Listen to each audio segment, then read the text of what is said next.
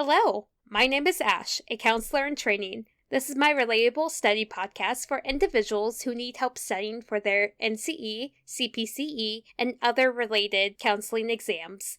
I'm going to go through many questions from multiple resources and make the answers relatable to both you and me. So get your listening ears on and let's get studying. Under which circumstance is self-disclosure by the counselor generally considered appropriate and beneficial? A. When the client frequently shares personal experiences to build rapport. B. If the counselor wants to shift the focus of the session to their own issues. C. When self-disclosure is used judiciously to strengthen the therapeutic alliance. D. To determine the counselor's knowledge when dealing with similar problems. The answer is C. When self-disclosure is used judiciously to strengthen the therapeutic alliance is the only circumstances for this question that self-disclosure by the counselor is generally considered appropriate and beneficial. I do not have enough experience or knowledge about when it is best to self-disclose, especially when it comes to appropriate self-disclosure and knowing how it will benefit the client. I recommend more research and understanding how and when it is appropriate to self-disclose to strengthen the therapeutic alliance. What is Personality Assessment Inventory, PAI?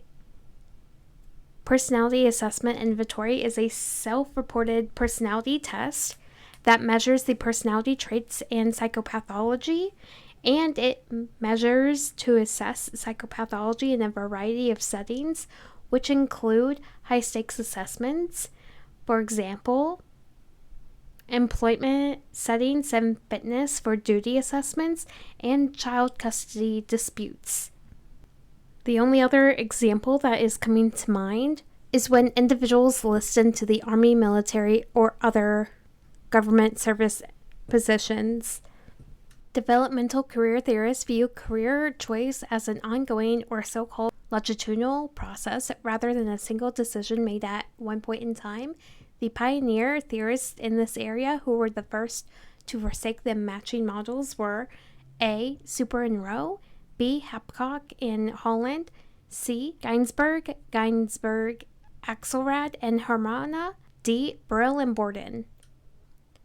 The answer is C. The pioneer theorists in this area who were first to forsake the matching models were Gainsberg, Axelrad, and Hermana. Do forgive me for mispronouncing their names. I am really bad with names. But these theorists emphasize developmental factors that are related to occupational choice. And they also emphasize that individuals have to make best of what they have to offer and what is available in the job market. I highly recommend doing more research into these theorists and how they were able to theorize developmental careers. What is personality disorder? Personality disorders are enduring maladaptive patterns of cognition, behavior, and inner experience that impair functioning, and they are long-term patterns of behavior and inner experiences that will differ significantly from what is expected.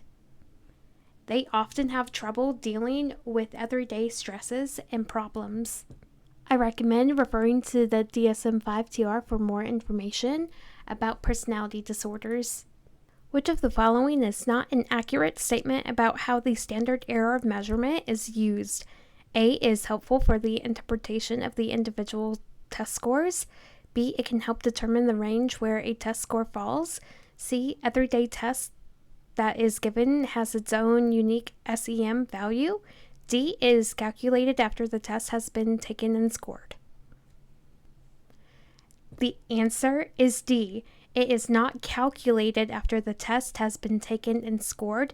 This is not an accurate statement about how the standard error of measure is used. The calculation after the test has been taken and scored is not accurate to how the standard error of measurement is used. That is all 5 questions for this episode. Thank you for listening. Keep calm and study on.